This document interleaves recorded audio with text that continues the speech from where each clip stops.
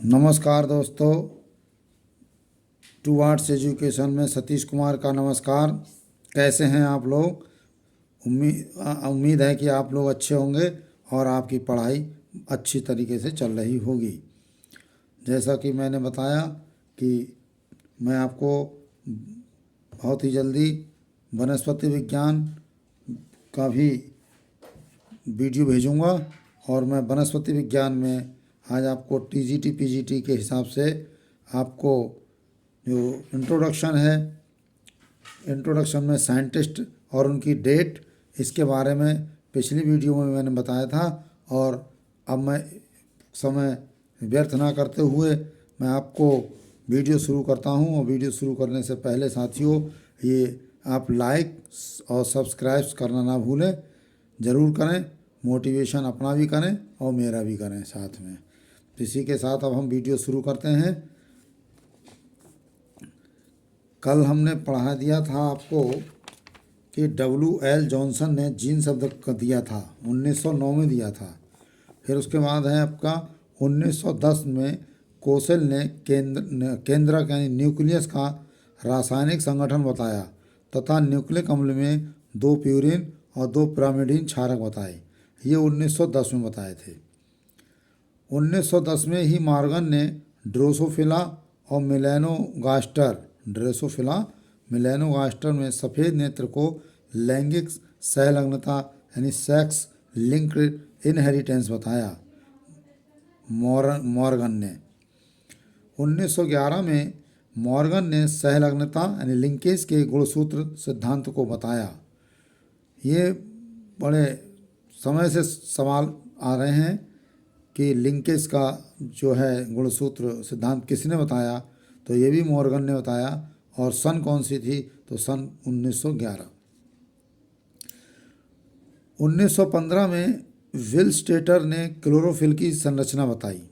यानी क्लोरोफिल, हम लोग जब सेल पढ़ेंगे तो सेल में आपको क्लोरोफिल ही मुख्य पौधों में कि क्लोरोफिल प्रकाश संश्लेषण के उसमें बनता है। तो ये इसकी खोज किसने की थी? इसकी खोज जो है 1915 में विल स्टेटर ने की थी। इसकी रचना की थी। 1917 में F.D. हेरले ने बैक्टीरियोफेज का अध्ययन किया था। 1918 में स्टॉल ने क्लोरोफिल की रासायनिक संरचना बताई। देखिए, अब यहाँ पर कंफ्यूजिंग वाली बात आ जाती है कभी कभी कि क्लोरोफिल की संरचना विल स्टेटर ने 1915 में बताई और क्लोरोफिल की रासायनिक संरचना ये स्टॉल ने बताई। यही कंफ्यूजिंग सवाल यहाँ पर आ जाता है कभी कभी। 1920 में W. गॉर्नर तथा एलार्ड ने दीप्ति कालिता यानी फोटो पैरियोडिज्म की खोज की। फोटो पैरियोडिज्म, ये भी सेल में ही प्रयोग शब्द होता है बहुत। W. गॉर्नर तथा एलार्ड ने फोटो पीरियोडिज्म या दीप्ति कालिता की खोज की थी। 1924 में जगदीश चंद्र बोस ने रसारोहण का स्पंदन गतिवाद प्रस्तुत किया था। पल्सेटरी मूवमेंट थ्योरी, स्पंदन गतिवाद, रसारोहण ने, है ना, रसारोहण का स्पंदन गतिवाद, ये जगदीश चंद्र बोस ने 1924 में इसको प्रस्तुत किया था। 1925 में फ्यूलजेन तथा रोसेनवेक ने डीएनए के लिए फ्यूलजन रंजक बताया। जो रंजक यानी स्टेन, फ्यूलजेन तथा रोसेनवेक ने डीएनए के लिए फ्यूलजन रंजक बताया 1925 में। 1926 में स्वेडबर्ग ने अल्ट्रा सेंट्रीफ्यूज का विकास किया। अल्ट्रा सेंट्रीफ्यूज का विकास 1926 में स्वेडबर्ग ने किया। 1927 में H.J. मोलर ने जंतुओं में 3 किरणों से उत्परिवर्तन म्यूटेशन किया। 1928 में F.W. वेंट ने ऑक्सीजन के लिए एविना कर्वेचर टेस्ट दिया। 1928 में F. ग्रिफिथ ने डिप्लोकोकस न्यूमोनी नामक जीवाणु में आनुवंशिक रूपांतरण बताया। आनुवांशिक रूपांतरण यानी जो जेनेटिक ट्रांसफॉर्मेशन वो है होता है, वो बताने वाले कौन वैज्ञानिक हैं? F Griffith. 1928 में इन्होंने बताया था। 1929 में ए फ्लेमिंग ने पेनिसिलिन की खोज की। ये सवाल बहुत आता था, पेनिसिलिन की खोज किसने की थी? ए फ्लेमिंग ने की, 1929 ने की थी।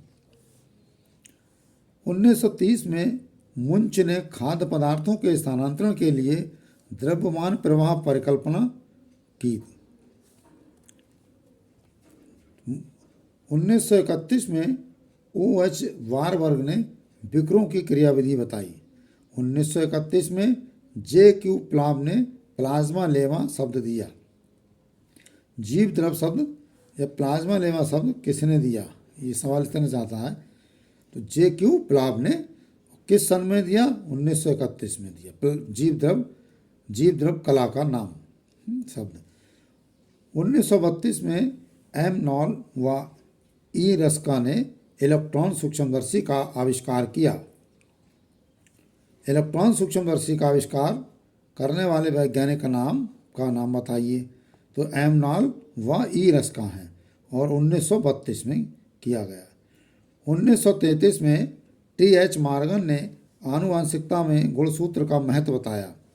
आनुवांशिकता शब्द का प्रयोग में गुण बहुत होता है। ये जो है 1933 में T.H. मॉर्गन ने महत्व बताया इसका। 1935 में W.M. स्टेनले ने TMB को सर्वप्रथम क्रिस्टल के रूप में पृथक किया। टोबैक मोजैक वायरस है ना। तो TMB ये किसने? W.M. स्टेनले ने 1935 में। 1935 में ही A.G. स्टेंसले ने इकोसिस्टम शब्द दिया। इकोसिस्टम शब्द देखिए आएगा। तो इकोसिस्टम शब्द किसने दिया? A.G. स्टेंसले ने 1935 में दिया। 1935 में ही K.V. थिमेन ने राइजोपस में ऑक्सिन की उपस्थिति दर्शाई।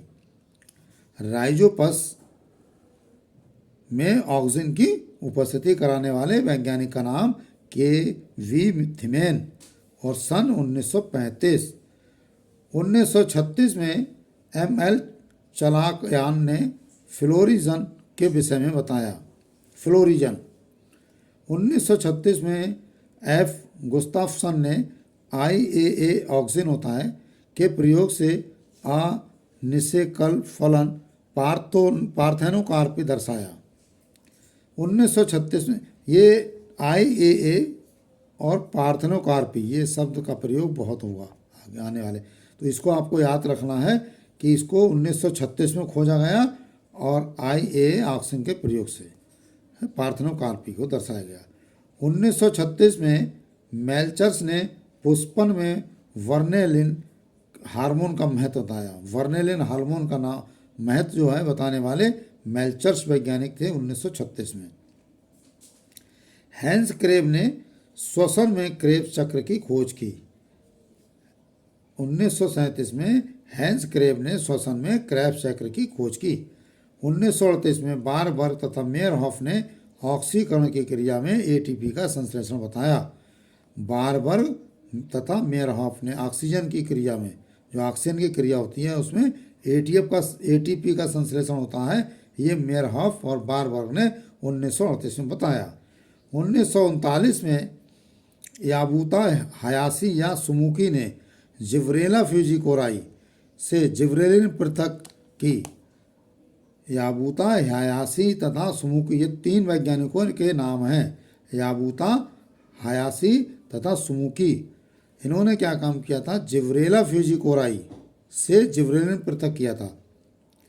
1940 में RL ने प्रकाश संश्लेषण की प्रकाशिक क्रिया में O2 का निष्कासन दर्शाया। नेक्स्ट 1941 में F. लिपमैन ने ATP के महत्व एवं कार्य के विषय में बताया। F. लिपमैन। 1942 में ओसवाल्ड टिप्पो ने जातीय वृत्ति पद्धति से पादप वर्गीकरण कराया और 1943 में क्लाउड ने राइबोसोम नाम दिया। राइबोसोम नाम किसने दिया? राइबोसोम नाम क्लाउड ने दिया और सन 1943 में दिया। ये राइबोसोम शब्द बहुत आगा सेल में। 1944 एवरी मैक्लियोड तथा मैककार्टी ने पीढ़ियों में गुणों की संरचना में डीएनए का महत्व बताया। 1944 में एवरी मैक्लियोड तथा मैककार्टी ने पीढ़ियों में गुणों के संचरण में डीएनए का महत्व बताया। और 1945 में एस.ए. वैक्समैन ने स्ट्रेप्टोमाइसिन नामक एंटीबायोटिक की खोज की। देखिए स्ट्रेप्टोमाइसिन ये इंजेक्शन है, एंटीबायोटिक, ये बहुत प्रयोग में आता है स्ट्रेप्टोमाइसिन का, और ये ट्यूबरकुलोसिस के रोग में काम आता है ज़्यादातर। तो जापान के जो देश थे दो, हिरोशिमा नागासाकी, उसमें ये बम गिराए गए थे 1945 में। तो उसी समय स्ट्रेप्टोमाइसिन की इधर खोज हुई है। ये याद रखने के लिए मैंने आपको एक आइडिया दिया है। नेक्स्ट है 1945 में पोर्टर ने एंडोप्लाज्मिक रेटिकुलम ईआर की खोज की। 1946 में लीडरवर्ग तथा टाटम ने जीवाणु में संयुग्मन कॉन्जुगेशन की खोज की। 1946 में जे.वी. समनर ने बिकर का क्रिस्टीकरण किया।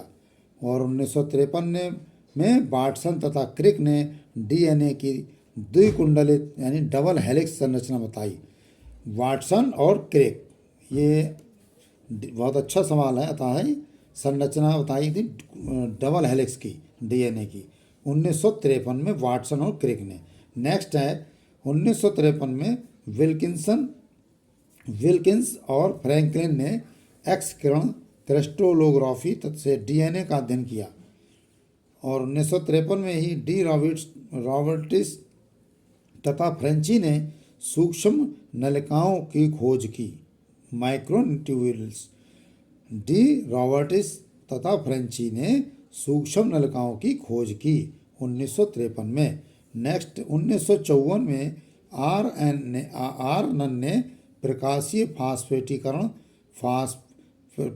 फास्फेटीकरण यानी फोटो फॉस्फोरिलेशन की खोज की 1954 में आर्नन ने।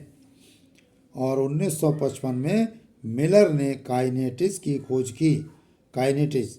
1955 में सी.डी. दुबे ने लाइसोसोम की खोज की। देखो राइबोसोम और लाइसोसोम ये अलग अलग हैं सब। सी.डी. दुबे ने की लाइसोसोम की। 1955 में पेलाडे ने जंतु कोशिका में राइबोसोम की खोज की। ये पेलाडे हैं, पेलाडे ने जंतु कोशिका में राइबोसोम की खोज की। और 1956 में ओकोबा ने पॉलीरिबोन्यूक्लियोटाइड का इन विट्रो संश्लेषण किया। और 1957 में एफ.एच. कोरनेट ने बताया कि टीएमबी में मिलने वाला जेनेटिक पदार्थ आरएनए है। ये किसने बताया? ये एफ.एच. कोरनेट ने बताया। 1957 में बताया एफ.एन. कोरनेट। 1958 में लीडर वर्ग ने को जीवाणु में आनुवंशिक पुनर्योजन बताया, जेनेटिक रिकॉम्बिनेशन बताया। 1958 लीडर वर्ग ने। नेक्स्ट है 1958 में ही वीडल, टॉटम तथा लीडर वर्ग, तीन वैज्ञानिकों का नाम वीडल, टॉटम, लीडर वर्ग ने एक जीन एक विकर सिद्धांत प्रतिपादित किया था। 1958 में ही मेसलसन तथा स्टोल ने डीएनए में सेमी कंजर्वेटिव द्विगुणन बताया था। 1959 नेक्स्ट है 1959 में रॉबर्टसन ने कोशिका झिल्ली की एकक कला यूनिट मेम्ब्रेन परिकल्पना दी। 1959 में ही एफ. सेंगर ने इंसुलिन में अमीनो एसिड श्रृंखला की खोज की। 1961 में पार्क तथा पॉन ने क्वांटासोम बताए। पार्क तथा पॉन ने क्वांटासोम की संख्या नहीं होती है वो बताई पार्क एंड पॉन ने। 1961 में ही बीवर्स ने गिलाई ऑक्सीसोम की खोज की। गिलाई ऑक्सीसोम की खोज की थी बीवर्स ने। 1961 में नीरेन वर्ग तथा मिथाई ने आनुवंशिक कोड जेनेटिक कोड का पता लगाया और 1961 में ही कैल्विन ने प्रकाश संश्लेषण में कार्बन का पथ खोजा था। कैल्विन ने प्रकाश संश्लेषण में कार्बन का पथ कि कार्बन का रास्ता कैसे है वो कैल्विन ने 1961 में खोज की थी। नेक्स्ट 1961 में ही जैकब व मोनार्ड ने जीन नियंत्रण की ओपेरॉन परिकल्पना की थी और 1962 में मैंके ने हरित लवा क्लोरोप्लास्ट तथा थाइलोकाइड की खोज की थी। 1963 में नॉस ने माइटोकॉन्ड्रिया में डीएनए की खोज की। देखो माइटोकॉन्ड्रिया ये शब्द आता है, ये क्वेश्चन बहुत आता है। ये नॉस ने माइटोकॉन्ड्रिया के जो डीएनए पाया जाता है माइटोकॉन्ड्रिया में, इसकी खोज किसने की थी? तो नॉस ने की थी 1963 में। 1963 में ही चार्ल्स पार्सन्स, स्मिथ तथा फर्नांडिस, चार हैं, चार्ल्स पार्सन्स, स्मिथ तथा फर्नांडिस आदि ने माइटोकॉन्ड्रिया में F1 कणों की खोज की थी। माइटोकॉन्ड्रिया में जो F1 पाए जाते हैं कण, उनकी खोज करने वाले ये चार्ल्स पार्सन्स, स्मिथ तथा फर्नांडिस वैज्ञानिकों नाम 1963 में की थी। 1964 में पार्क तथा विगिन्स ने क्वांटासोम को पृथक किया था। 1967 में हैच तथा स्लेक ने प्रकाश संश्लेषण में C4 पथ बताया था। हैच तथा स्लेक ने ये प्रकाश संश्लेषण में जो C4 पथ रास्ता है, ये सवाल इस पर कई बार आ चुका है। C4 तो ये हैच और स्लेक ने प्रकाश संश्लेषण में होती है C4, वो बताया था। 1967 में A.L. तख्ताजान ने जातीय वृत्ति पद्धति फाइलोजेनेटिक सिस्टम का वर्गीकरण आवृत बीजियों के लिए दिया था। 1967 में A.L. तख्ताजान ने। 1968 में हॉली खोराना तथा नीरेन वर्ग ने tRNA के क्षारीय क्रम बेस सीक्वेंस का आनुवंशिक कोड खोजा। 1969 में टोलवर्ट ने परऑक्सीसोम की खोज की। 1969 में ही विटेकर ने जीवों का 5 किंगडम वर्गीकृत दिया। जो जीवों का 5 किंगडम क्लासिफिकेशन है वो विटेकर ने दिया है 1969 में। इसका सवाल पीछे आ चुका है और आने की संभावना भी है कि विटेकर 5 किंगडम वर्गीकरण किसने दिया? विटेकर ने दिया। कौन सी सन में दिया? 1969 में दिया। 1970 में H. हेरिस ने डीएनए तथा आरएनए की संकरण तकनीक का विकास किया। 1971 में सुदरलैंड ने चक्रीय एमपी की खोज की। 1972 में सिंगर तथा निकोलसन ने कोशिका झिल्ली की संरचना का तरल मोजेक मॉडल दिया। 1974 में C.D. दुबे ने लाइसोसोम के कार्य व संरचना का वर्णन किया तथा उन्हें नोबेल पुरस्कार मिला।